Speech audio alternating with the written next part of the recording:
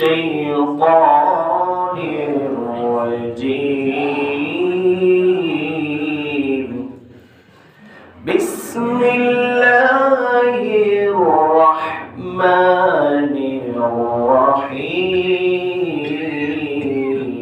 الرحيم كل من عليها فان ويبقى وجه ربك ذو الجلال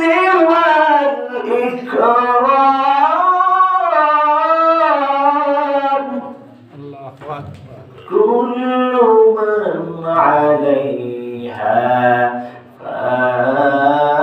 فان ويبقى وجه ربك ذو الجلال والإكرام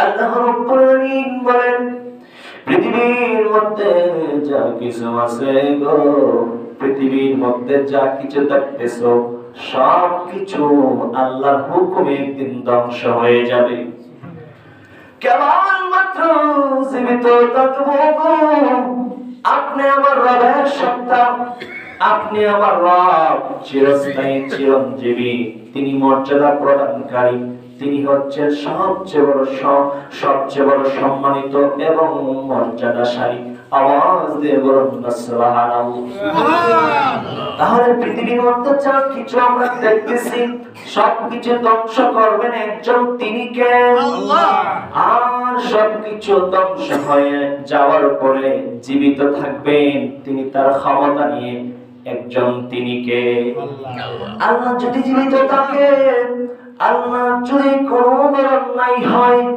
তাহলে কেন আপনি আমি ডাইনে বামে আল্লাহর হুকুম বাদ দিয়ে ঘোরাফেরা করব চলাফেরা করব কেন আল্লাহর হুকুম মানলে অসুবিধা হবে কেন আল্লাহর হুকুমের সামনে মাথাটা নত হয় না কেন আপনি আমি যদি লক্ষ্য করি তাহলে দেখব আমার চেয়ে আপনি আমার চেয়ে কত শক্তিশালী মানুষ পৃথিবীর মধ্যে ছিল আজকে অনেকেই নাই আপনি আমার চেয়ে কত পয়সা ছিল আজকে অনেকেই নাই আপনি আমার চেয়ে কত সুন্দর মানুষ ছিল আজকে অনেকেই পৃথিবীর মধ্যে নাই তাহলে কিসের বাহাদুরি কিসের তো অহংকার মইরা গেলে দিন দিন পরে লাশ পয়সার দুর্গন্ধ তৈরি হয়ে যাবে এই জন্য একমাত্র অহংকার করতে পারেন আল্লাহ একমাত্র বরত্ব প্রকাশ করতে পারেন আল্লাহ আমরা তারই গোলাম তার কাছে মাথা নত করে আমাদেরকে সিজদার মাধ্যমে শুকরিয়া আদায় করতে হবে আওয়াজ দিয়ে বলুন আল্লাহু আকবার এক সাহাবী হযরত আব্দুল্লাহ ইবনে আমর রাদিয়াল্লাহু তাআলা আনহু তাকে বলতেছেন রাসূলের দরবারে এক সাহাবী আসলো আয়েশা বলতেছে ইয়া রাসূলুল্লাহ নবী গো ইসলামের মধ্যে গো কোন কাজটা কোন আমলটা সর্বোত্তম এটা বলতেছেন হযরতে আব্দুল্লাহ ইবনে আমর রাসূল থেকে এবার নবী আমার বলতেছেন এই সাহাবী ইসলামের মধ্যে সর্বোত্তম আমল হচ্ছে তুমি মানুষকে মুসলমানদেরকে বেশি করে খানা খাওয়াইবা আর পরিচিত অপরিচিত সকল মুসলমানের সাথে সালাম বিনিময় করবা আওয়াজ দিয়ে বলুন সুবহানাল্লাহ আজকে আমরা শুধু পরিচিত জনদেরকে সালাম দেই অপরিচিতদেরকে সালাম দিতে চাই না ঠিক কি না এটা কিয়ামতের আলামত আমরা শুধু বড় মানুষদেরকে সালাম দেই ছোট বাচ্চাদেরকে সালাম দিতে চাই না কিন্তু নবী আমার এক বালকের পাশ দিয়ে যাচ্ছিলেন তিনি বালকদেরকে ওই বালকটাকে নবী আমার সালাম দিয়েছেন আওয়াজ দিয়ে বলুন সুবহানাল্লাহ আমাদের অভ্যাস হয়ে গেছে আমরা বড় বড় মানুষদেরকে সালাম দেই ছোট ছোট মানুষদেরকে সালাম দেই না, এটা কিয়ামতের আলামত। আবার ক্ষমতাশালী ব্যক্তিদেরকে সালাম দেই, শক্তিশালীদেরকে সালাম দেই, দুর্বলদেরকে সালাম দিতে চাই না, এটা কিয়ামতের আলামত। নবীর সুন্নাত যদি আপনি আমি মানতে পারি, যদি আমরা লক্ষ্য করি, তাহলে আমরা দেখতে পারবো নবী আমার অসহায়, অনেক সময় বৃদ্ধা মহিলাদেরকেও সালাম দিয়েছেন। আওয়াজ দিয়ে বলুন সুবহানাল্লাহ। তবে খবরদার, কোন যুবতী মহিলাদেরকে সালাম দেওয়া যাবে না, কোন যুবতী মহিলাদেরকে সালাম দেওয়া যাবে না। এই কারণে কারণ ফিতনা হয়ে যেতে পারে, একটা সমস্যা হয়ে যেতে পারে, এই জন্য বৃদ্ধা মহিলাদেরকে সালাম দেওয়া জায়েজ আছে। হযরত আব্দুল্লাহ ইবনে আমর ইবনে আস রাদিয়াল্লাহু তাআলা আনহু বলতেছেন, পৃথিবীর মানুষেরই তোমরা জানি, আল্লাহর নবী বলে দিয়েছেন, যেই ব্যক্তি কোন আপন মুসলমান ভাইকে পেট বইরা খানা খাওয়াইব আর পানি পান করাইব, আল্লাহ রাব্বুল আলামিন তাকে জাহান্নাম থেকে 7 খন্দক দৌড়ে সরাইয়া দিব। আওয়াজ দিয়ে বলুন না সুবহানাল্লাহ। আমার নবী আপনার নবী বলেছেন 7 খন্দক, 2 খন্দকের মাঝখানের দূরত্ব হইল 500 বছরের রাস্তা। কয়শো বছরের রাস্তা? 500 বছরের রাস্তা। তাহলে যদি এভাবে আপনি হিসাব করেন, তাহলে কত বছরের রাস্তা হয় একবার ভেবে দেখুন। 4 খন্দকে 1000 হয়, আর 2 খন্দক নিলাম তাহলে 1500 হয়, আর 1 খন্দক নিলাম তাহলে এদিকে 250 হয়, তাহলে কত হয়? 1600, 1700, 1750। আমার নবী বলেছেন, এইভাবে কোন মুসলমানকে যদি পেট বইরা খানা খাওয়াইতে পারো আর পানি পান করাইতে পারো, আল্লাহ রাব্বুল আলামিন তোমাকে 17,500 বছরের রাস্তার দূরত্বের পরিমাণ তোমাকে জাহান্নাম থেকে দূরে রাখবেন। আওয়াজ দিয়ে বলুন সুবহানাল্লাহ। শুধু তাই নয়, আমার নবী আপনার নবীর সাহাবী হযরত আবু সাঈদ খুদরী রাদিয়াল্লাহু তাআলা আনহু হাদিস বর্ণনা করে আমার নবী বলতেছেন, ও উম্মতেরি, যেই ব্যক্তি কোন মুসলমানকে, কোন মানুষকে ক্ষুধার্ত অবস্থায় খাদ্য খাওয়াইবে, আল্লাহ রাব্বুল আলামিন তাকে জান্নাতের ফল সমূহের মধ্য থেকে নিয়ামত প্রাপ্ত, নিয়ামত বিশিষ্ট ফলগুলো তারে খাওয়াইব। আওয়াজ দিয়ে বলুন সুবহানাল্লাহ। আমার নবী আপনার নবী বলে, এ উম্মতেরা রে, শুধু তাই নয় রে, যে ব্যক্তি কোন মুসলমানকে পিপাসার্ত অবস্থায় পানি পান করাইবে, আল্লাহ রাব্বুল আলামিন তাকে জান্নাতের এমন শরাব পান করাইবে যেটার মধ্যে মোহর লাগানো থাকবে। মোহর মানে অনেক অনেক নিয়ামত বিশিষ্ট একটা পানীয়। আওয়াজ দিয়ে বলুন সুবহানাল্লাহ। শুধু এখানেই শেষ নয়, আমার নবী বলতেছেন, যে ব্যক্তি কোন মুসলমানকে বস্ত্রহীন অবস্থায় বস্ত্র দান করবে, আমার নবী বলতেছেন, আল্লাহ রাব্বুল আলামিন তাকে কিয়ামতের ময়দানে জান্নাতের মধ্যে জান্নাতের সবুজ পোশাক তাকে পরিধান করাইবে। সুবহানাল্লাহ। আমরা তো ক্ষুধার্তদেরকে খাওয়াইতে চাই না। ক্ষুধার্ত যদি চায়, কোন ফকির মিসকিন কিছু দেন, কোন মাফ করেন, আছে কিনা দেখাই, এরকম কৃপণ আছে কিনা? কেউ কিছু চাইলেও কয় এখন না, অন্য সময়। অথচ যাদের পেটে খিদা নাই, এইরকম মানুষ যদি তার বাসায় যায়, তখন না খাওয়াইয়া চাপতে চায় না, আছে কিনা? দাওয়াত দিলে পেটে খিদা নাই, একজন মেহমান তিনি খোদা রক্ষার্থে বসেছেন, কয় ভাই দিবেন না, এর করে দেয়, কয় আর দিবেন না, কয় আরেকটু আরে খান। অথচ একজন ফকির, একজন মিসকিন তার কাছে চায়, দেয় না। তার বাড়ির ঘরের দরজার আঙিনায় কতক্ষণ দাঁড়িয়ে থাকে, লোক খুঁজে পায় না, কয় এই বাড়ির লোক বাড়িতে না। এইরকম কৃপণ আছে কিনা? অথচ দেখুন, আপনার বাড়ির খানা কত কুত্তা বিড়ালে খায়, যাদের খাওয়ানোর প্রয়োজন নাই এদেরকে আপনি দাওয়াত দিয়ে জোর করে খাওয়ান, আর একজন মিসকিন আপনার কাছে চায় সওয়ালকারী আপনি দিচ্ছেন না। আপনার মতন এত বড় ফকির, এত বড় ছোট মনের মানুষ, এত এত নিচু মনের মানুষ কৃপণ আর এলাকাতে একটু থাকতে পারে না। এবার চিন্তা করুন, দাওয়াত খাইতে গেলে অনেকের অনেক সময় 2-3 জায়গায় মন রাখতে হয়। তখন এক জায়গায় যাওয়ার পরে যদি বলি ভাই এখন খাবো না, না খাইতেই হবে, খাইতেই আচ্ছা বসলাম, বসার পরে অল্প দিয়ে না আরেকটু লোন দিয়েন না, আরেকটু লোন, আরে ভাই দিয়েন না, এরপরে দেন, আছে কিনা? একবার চিন্তা করুন তো, সুস্থ মন মানসিকতা নিয়ে যার প্রয়োজন নাই তাকে আপনি জোর করে খাওয়াচ্ছেন, যার প্রয়োজন আছে, যার পেটে খিদা আছে, সে আপনার কাছে চায়, আপনি তাকে দিচ্ছেন না। আসলে খাবার খাওয়ানোর উপযুক্ত কে ছিল? ক্ষুধার্ত ব্যক্তি। ক্ষুধার্ত কি খাওয়াইলে খুশি হবেন কে? যার পেটে খিদা নাই তাকে আপনি জোর করে খাওয়াইলে বেজার হবেন কে? আল্লাহ। বুঝতে হবে মাঝে আমার নবী সাহাবী হযরতে আবু হুরায়রা রাদিয়াল্লাহু তাআলা আনহু বলতেছেন, আমার নবী বলেছেন, হাদিস শরীফ, এগুলো কোন চাল হাদিস না। আমার নবী বলতেছেন কিয়ামতের ময়দানে আল্লাহ রাব্বুল আলামিন ডাক দিয়ে বলবেন, এ আদম সন্তানেরা, আমি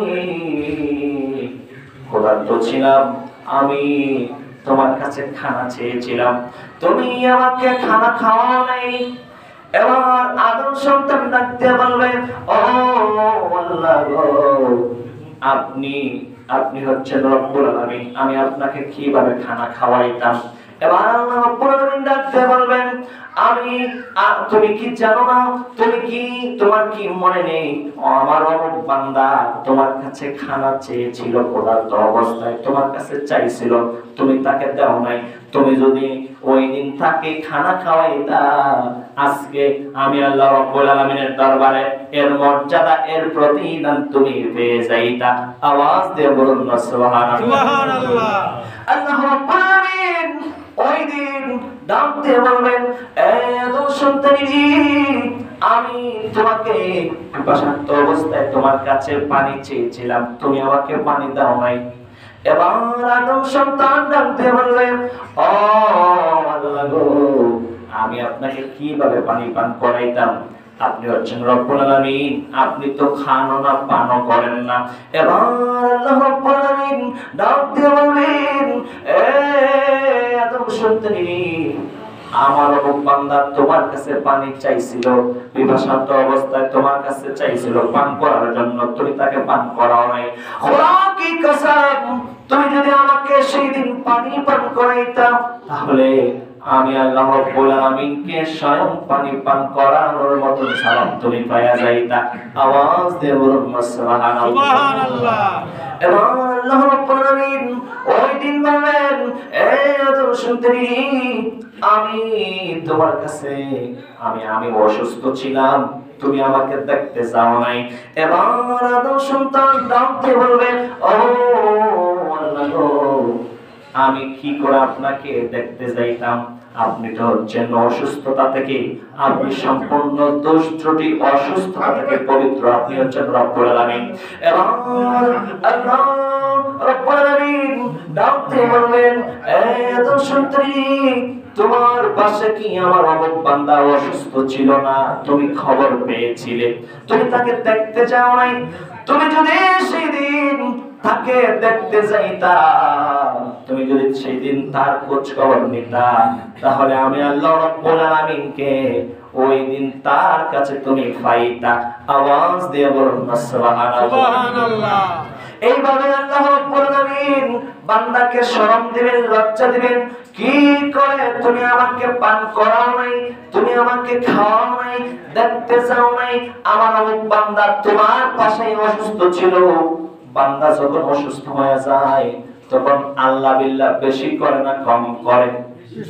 আল্লাহকে ডাকাডাকি বেশি করে, আল্লাহর হাবিব সাল্লাল্লাহু আলাইহি ওয়াসাল্লাম বলেন, অসুস্থ ব্যক্তির দোয়া যদি সে মুমিন হয়, মুত্তাকি হয়, আল্লাহ রাব্বুল আলামিন দেরি করে না, মুহূর্তের মধ্যে অসুস্থ ব্যক্তির দোয়াগুলো কবুল হয়। সুবহানাল্লাহ।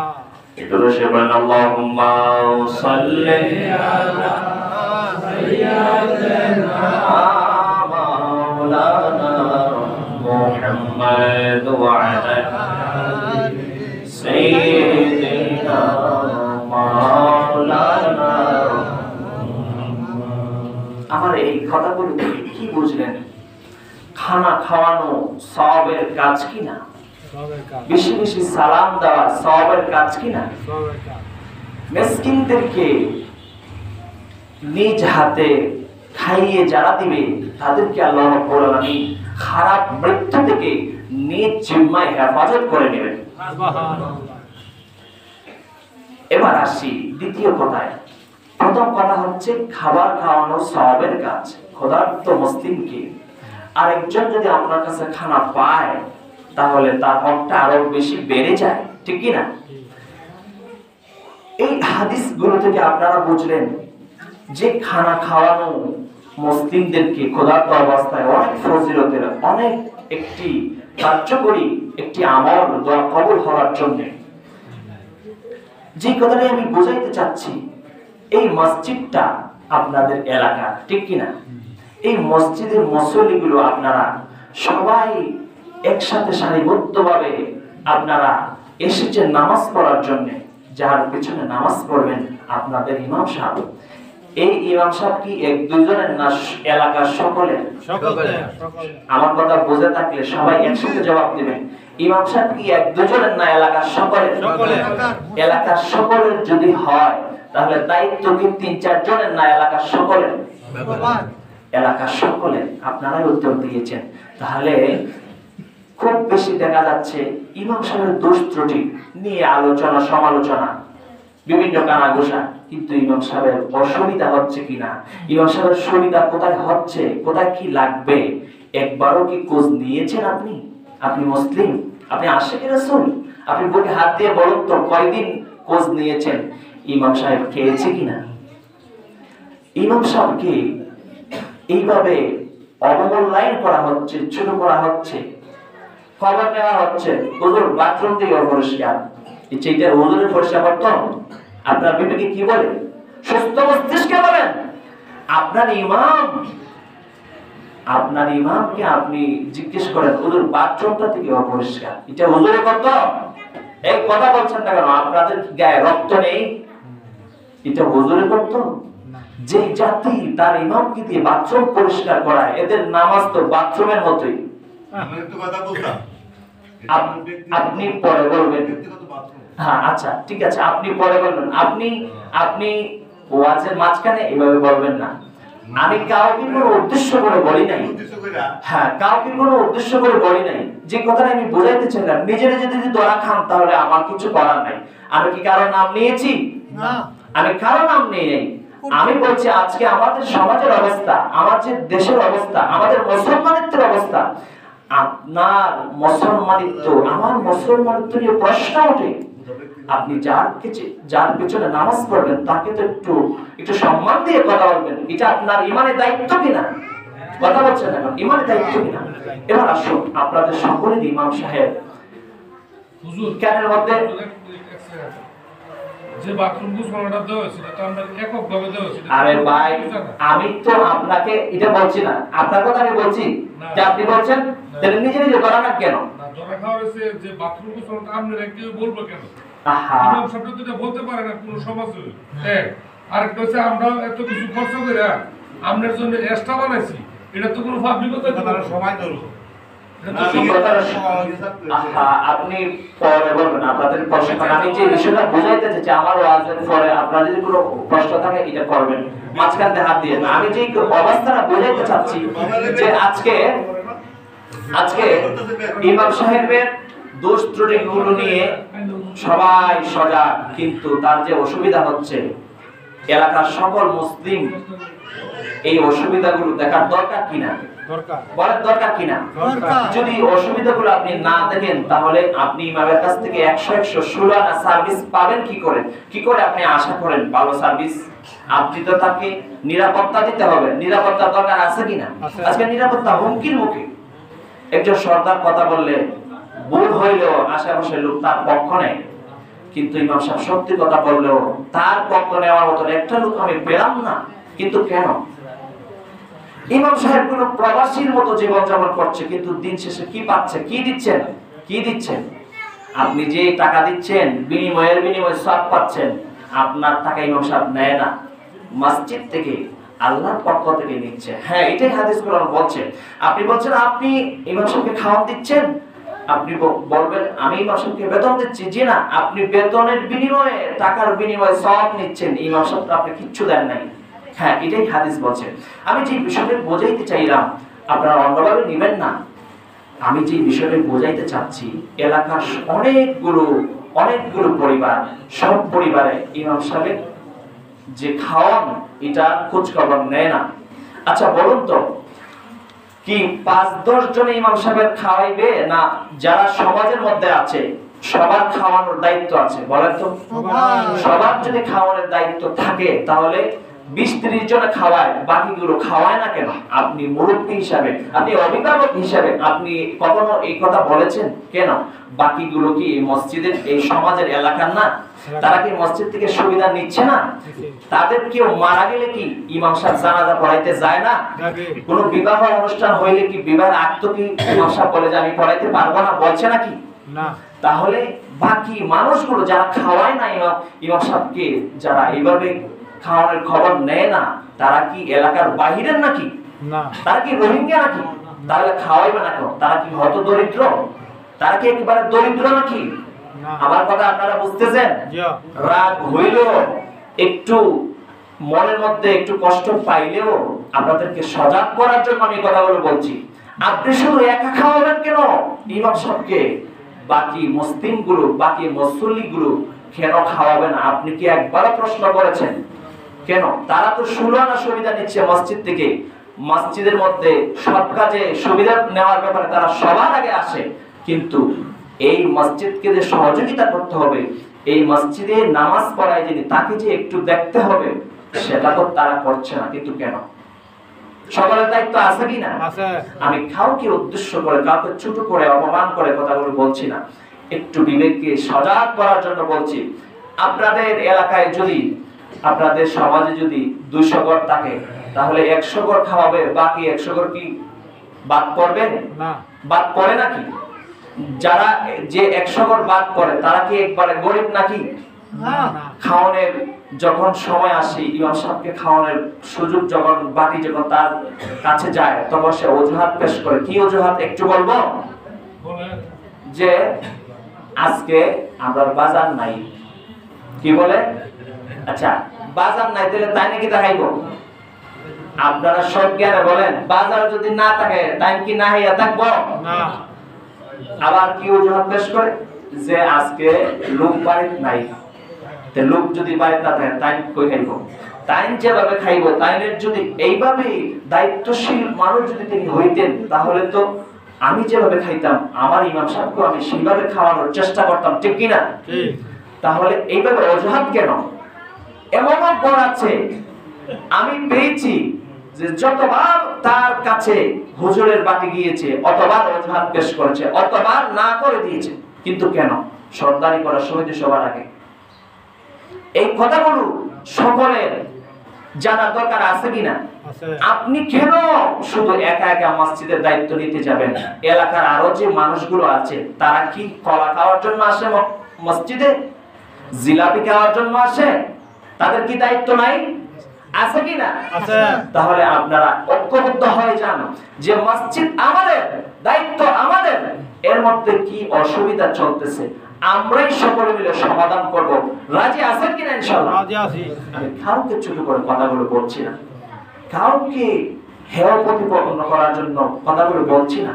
আপনার হুজুর আপনার কাছে খাওয়ান পায়, আপনার জন্য দোয়া করে, আপনাকে ভালো কিছু শেখায়, আপনি আপনার পয়সা কিভাবে হেফাজত থাকবে, কোন ডাকাইতে কোন চোরে যেন আপনার দলের মধ্যে খারাপ নজর না দেয়, ছিনতাইকারী যেন আপনার পকেটটা না মারে, সেই শিক্ষা হুজুর দেয়। আপনি গরিব, আপনি অসহায়, আপনি দুঃখী, আপনি নির্যাতিত, আপনার অধিকার কিভাবে ফেরানো যায়, আপনি কিভাবে আপনি সুরানা অধিকার পান, আপনি কিভাবে নিরাপত্তা পান, সেই শিক্ষাটা ওই ইমাম সাহেব দেয়, যে ইমাম সাহেবকে আপনি মূল্যায়ন করতে জানেন। এই কথাগুলো বাস্তব কিনা? কিন্তু কেন আপনারা একটু কি সজাগ নিতে পারেন না, একটু কি সুন্দর দৃষ্টি দিতে পারেন না? আল্লাহ রাব্বুল আলামিন আমাদের সকলের যেন সুন্দর দৃষ্টি, সুন্দর মন মানসিকতা, কোরআনের ছোঁয়ায় আলোকিত জীবন গড়ার তৌফিক দান করেন। সকলে বলেন আমিন। আমিন। আবার বলছি, আমি কাউকে ছোট করে হেয় প্রতিপন্ন করার জন্য কথাগুলো বলছি না। একটি আলোকিত সমাজ, একটি গুণন্ত বিবেককে জাগ্রত করার জন্য কথাগুলো বলছি। আসসালামু আলাইকুম ওয়া রাহমাতুল্লাহ। যাদের সুন্নাত বাকি আছে, আল্লাহ কাছে সুন্নাত আদায় করেন।